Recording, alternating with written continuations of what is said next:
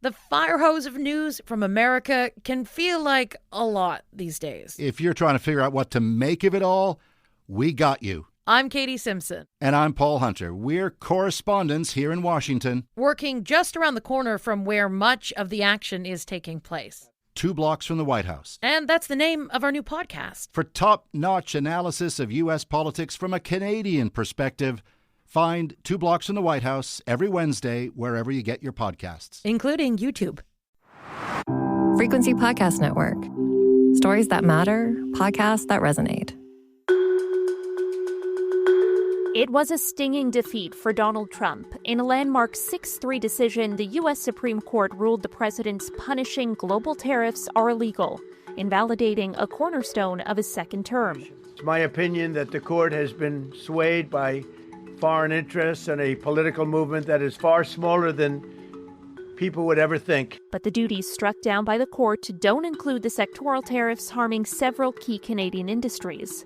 And despite the legal setback, Trump is still pressing ahead with an aggressive trade agenda as he announced a harsher temporary tariff on imports around the world, shattering a fragile status quo for businesses.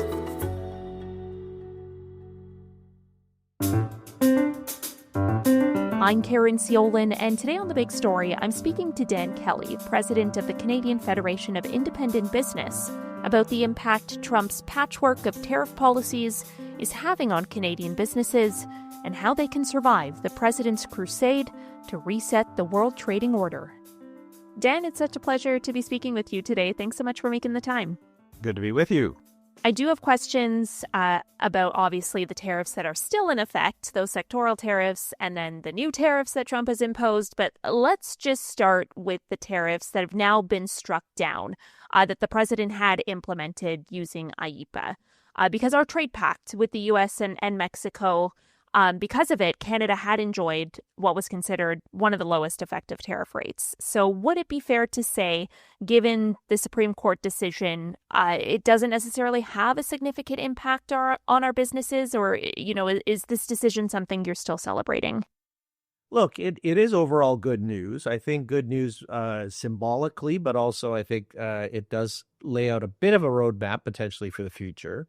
But even in the short term, there are no new negatives, as far as we can see, coming out of this decision, and a couple of positives that have come out as well.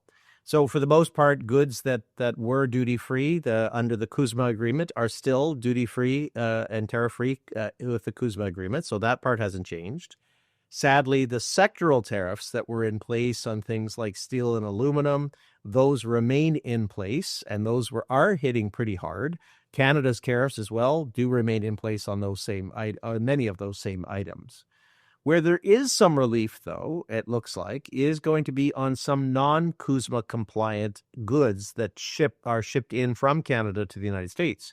Because right now the tariffs on those are at 35%.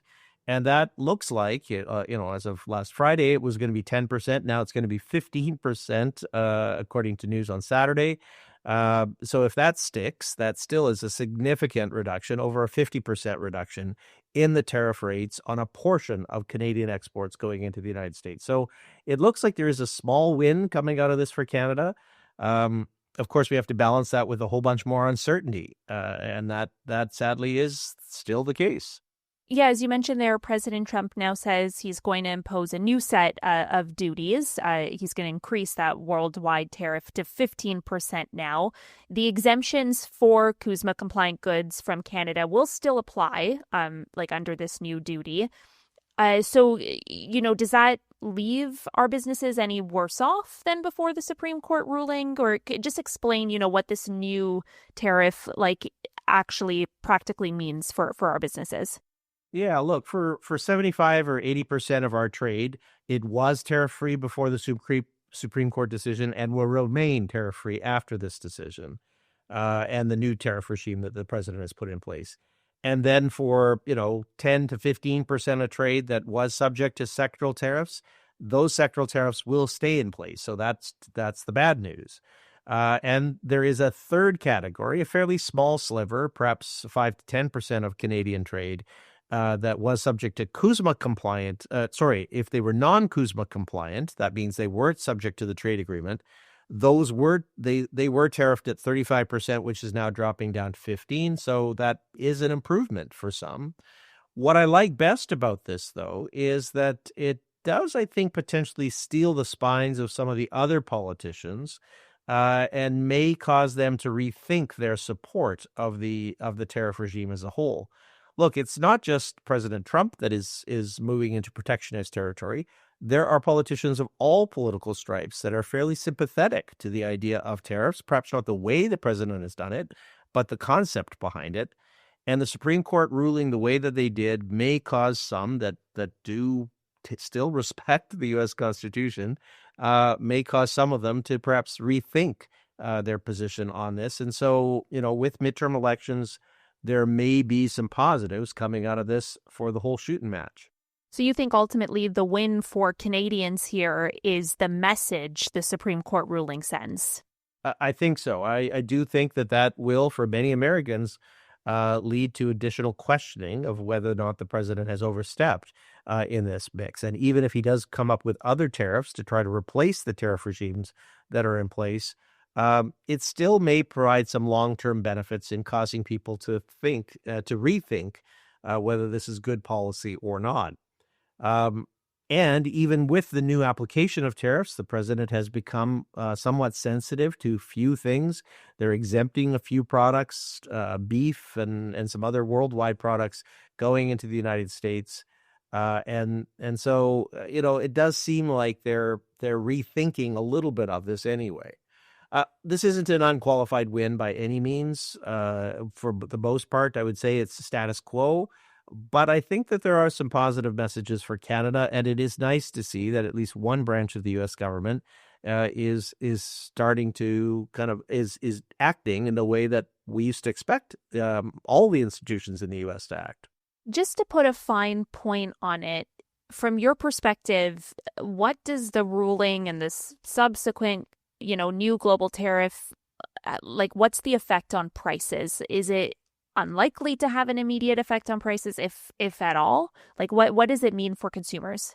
I don't think it's going to have a major impact on U.S. consumers. The additional uncertainty is unhelpful to consumers on both sides of the border. Just not knowing from one day to the next what the tariff regime will look like, that has its own hell for people because they're not able to predict what's going to happen, and it has thrown a bunch of additional uncertainty into the market. At the same time, the Supreme Court ruling on this does suggest that an unlimited amount of tariff flexibility isn't something that the U.S. president has. And so the wings have been clipped a bit. But again, I don't think there's going to be any short-term major impact. It will provide a little bit of relief for some Canadian exporters, especially those that haven't been able to get CUSMA compliance. And those are a lot of small and medium-sized companies, members of my association. Because to ensure your good is CUSMA compliant, it's a pretty big paper chase, and large companies can do it. They have the people and the resources to do it. A lot of small companies just say, "Oh gosh, nuts to this! I'm not sure that I can manage all the additional process steps involved."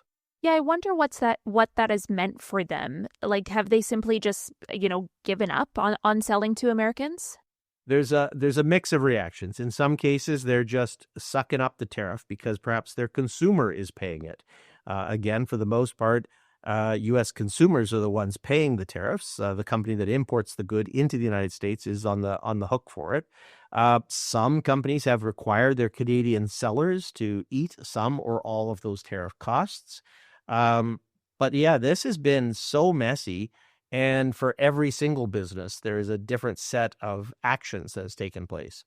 Some of them have been positive, though. Look, since the tariff fight started with the United States, our surveys show at CFIB that 1/3 of Canadian businesses have started to sell that sold into the U.S. market have now started to diversify and are looking at other markets within Canada. A further third that either bought goods from the U.S. or sold goods to the United States have looked at other international trade agreements on top of the third that's looking at the domestic economy. So, there are some positive outcomes of this, is that businesses are starting, we can't replace the U.S. market, its size and scope and its impact on Canadians, but we have diversified as a result of this. And some of that diversification, I hope, lasts, even if the tariff regime is negotiated away or the CUSMA agreement is re-signed.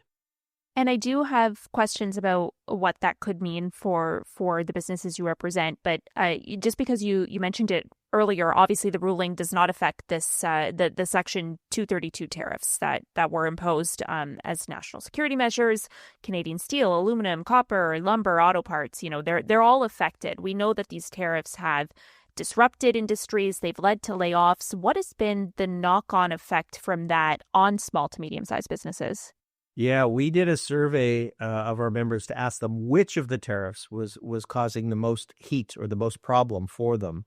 And at first, it was the Canadian retaliatory tariffs that we had imposed on U.S. imports. So remember, at the beginning of this, under the Trudeau government, Canada applied a whole series of tariffs on U.S. imports into Canada. Mark Carney has now scrapped most of those tariffs. And that was the group that was hit the hardest, those that were importing food products and other things from the United States that were hit by those tariffs. Luckily, that has, for the most part, gone away. The second biggest group that was affected by the tariff fight has been those that use steel and aluminum in any process or product. And that's a huge swath of businesses. Construction, obviously, uses a bunch of steel and aluminum. Grocery product manufacturers use aluminum for cans or containers. And so many businesses have parts that have steel and aluminum in them. That has had an impact both on retailers, on wholesalers, and on manufacturers, etc. So the steel and aluminum tariffs, unfortunately, are hitting us in both directions. Canada imposes retaliatory tariffs on U.S. imports of steel and aluminum, and then the U.S. imposes tariffs on Canadian exports of steel and aluminum into their market.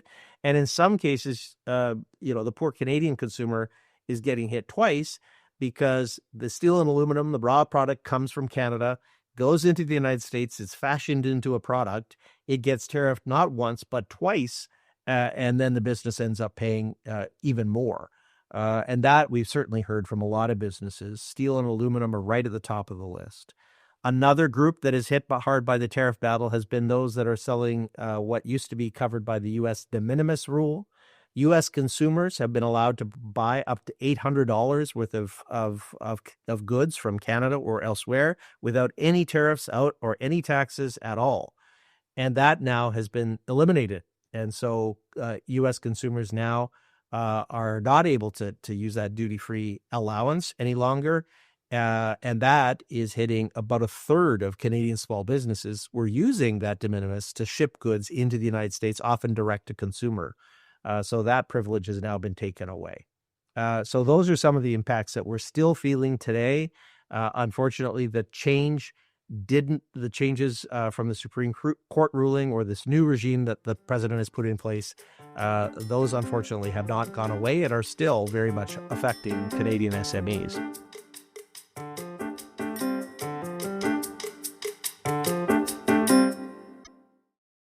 We've heard stories of, a lot of businesses, especially out west, that, the bulk of their business is shipping to people on the West Coast, on the American side of the border.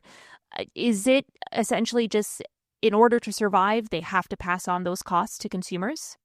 Yeah, look, for many of these businesses, when there's a new tariff in place, it means their product is not competitive any longer. And so they're just losing those sales. And there's a lot of U.S. consumers that don't want to, under the de minimis rule, for example, the Canadian good now looks crazy expensive. And so they're just forgetting about it. And that has had an impact. And then for others, even if the good is shipped in, somebody's got to pay the tariff bill. Small firms, a large company might have the market power to force the consumer to pay the tariffs. A small company may be asked to eat some of the tariff if it's shipping goods into the United States. So that has been a problem for a lot of Canadian companies. They just don't have the market power to be price setters. They have to be price takers. And if the U.S. consumer says, I'm only going to pay this much, then you have the choice to either drop the sale or make it and take less money. And many businesses are going in either direction. Yeah, have you heard from any businesses whom you represent who have either, had to close their doors because of this or are approaching that? Approaching for sure. Many businesses, though, have been hanging on since the start of this fight in the beginning of 2025, hoping that we would get back to some kind of normal. But if we know anything about the current U.S. administration, normal is not one of the words that is typically used to describe it. And so we've not had a normal pathway for a long time. Having said all of that, we have to keep in mind as Canadians, keep our heads about us, the majority of Canadian trade was tariff-free and remains tariff-free going into the United States and vice versa. So the majority of U.S. imports into Canada are free of tariffs as well. So we haven't lost it all. There are elements, sectors that are affected more deeply, and then certain products that are affected more deeply. For the most part, it is the impact has been on the mindset of business owners and Canadian consumers because people have kind of gone into hiding a bit. They're not, they're frozen, waiting for something to happen. I will add, though, at the very end of 2025 and the beginning of this year, many our business optimism actually started to rise a bit. And I think what's happening is that Canadians and Canadian businesses are getting used to the higher level of uncertainty that exists in the economy. Like this is the new normal with this back and forth kind of behavior. And so they're making decisions. They're continuing to sell. And so for more Canadian businesses than not, the lights are still on, and that's good news. And does this ruling in any way then, and this kind of new patchwork of trade policies that, Trump is threatening in light of upping that global tariff to 15%, does that shatter any sense of stability that had come with this new status quo of this is how it is now? It remains to be seen. Look, this new tariff regime of 15% is time limited. And look, we have to, I guess, say one positive coming out of this is that the president is respecting the Supreme Court decision. So that they're not arguing that yes, they're arguing that they made a mistake, but they're still acting like this has the force of law. And so that's a good thing. They have found another way of levying these tariffs, but I believe that that has a 150-day max that can be in place. And so he has flagged that they're looking at other means by which they could throw some new tariffs in the mix. But look, in my observation, I'm sure like many Canadians, 1 out of every 5 threats from the U.S. administration actually happens. So if Donald Trump had actually done every one of the things that he's threatened to do to Canada, the regime would be completely different than it is today. And the question is there going to be something else that's going to affect us? I think we really need to keep our eye on the prize here, and that is the CUSMA agreement, the renewal of the CUSMA agreement. And often when there's a lot of turbulence and a lot of bravado and a lot of, kind of crazy messages that we're hearing as Canadians, it often is right before a deal is struck. And so, we don't know whether or not there is a avenue to get to a better and longer lasting CUSMA agreement. I hope that there is. But for the most part, CUSMA has remained respected by the U.S. It actually has the benefit of being the law in the U.S. as well. And so while there has been a few knocks to the system, the guts of it are still intact and working. And I'm hoping that remains the case. I think all of us as Canadians, including our governments, need to keep our focus on getting CUSMA renegotiated and acting. It's probably not going to be as great as it has been over the last couple of decades, but I feel like there is still a pathway to have Canada come out as a preferred trading partner of the United States at the end of this saga. Yeah, I wonder what a successful review of CUSMA looks like to you, because Trump has gone, as far as to call the trade pact irrelevant. He's said it may have served its purpose. Does a successful review to you have to see the sectoral tariffs drop completely, or is there a level of tariff that businesses might be able to live with? Because it almost seems unlikely that we may ever return to a completely tariff-free reality. Yeah, I agree. I agree with that assessment. I don't think we're going to have the same tariff. Look, there have been tariffs. There remain tariffs in both directions Of course. in Canada, even with the CUSMA agreement or the USMCA in place. But I don't think it's going to be as good as it was. There likely will be some sectoral tariffs on key pieces of the U.S. economy that they want to protect. Steel seems like one that probably isn't going to go back to completely zero. But will it be at the current levels? Probably not. I do think that there is an agreement to be had. I think it's going to go sector by sector, product by product. Aluminum, for example, I think it would be I would be surprised if the tariffs last in the U.S. on that, because the U.S. isn't a huge supplier of aluminum. We are. They need our aluminum, yeah. And a ton of their source material comes from Canada, and they need it to come from Canada. So I suspect, just like energy products. So I feel like we're going to have a bit of a messy patchwork quilt, probably messier than it was before. But if we can have the vast majority of Canadian trade either tariff-free or at a very low level, I do think we will, we as the country will look to diversify, open up some other markets. We should have been doing that anyway. But the wheels will stay on, and that would be a good thing. Look, we have to be worried. There's certain industries, cars, for example, that is one that is a particular hot button. Even dairy, I think we're probably going to get past, maybe give them a larger allocation in the end, but not dismantling the systems as we know it. So I feel like there is a pathway to get back to normal, a new normal, not exactly as we had it, but still something that I think could be workable for us all. Are you being, kept in the loop by Ottawa about how talks are going, and do you feel hopeful that they'll be able to get this under control? And by they, I mean the federal government.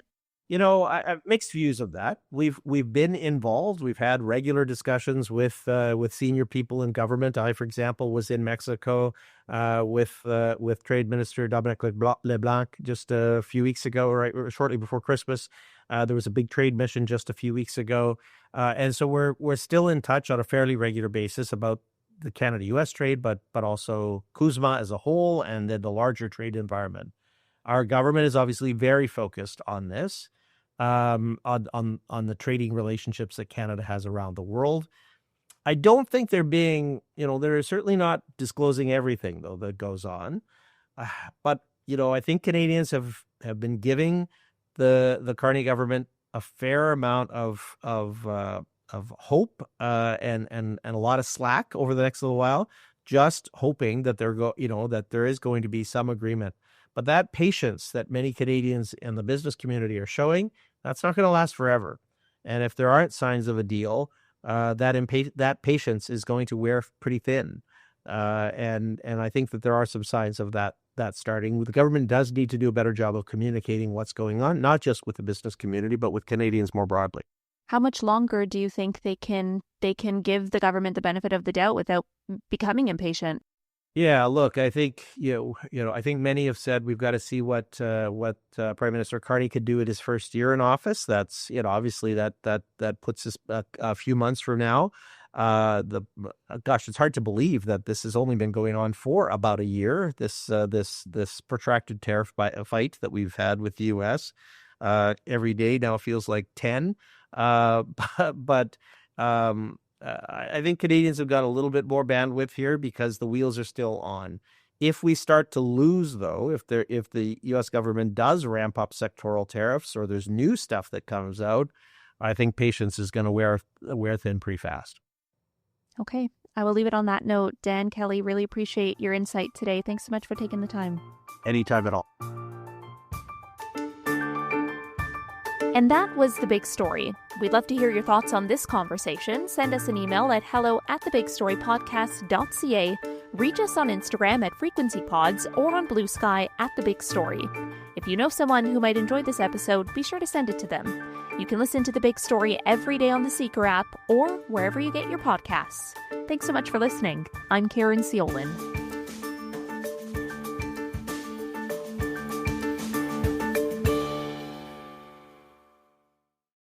For small and medium businesses, a point of sale isn't just technology. It's the morning rush, the lunchtime line, the last sale before closing. Rogers Business point of sale solutions are designed for everyday businesses with easy, intuitive management tools, lower transaction costs, and transparent pricing you can count on. Plus, you get 24/7 professional support from a partner you trust. So your POS keeps up even on your busiest days. A good point of sale doesn't just take payments. It keeps your business moving. Check out Rogers Business point of sale solutions at rogers.com/POS.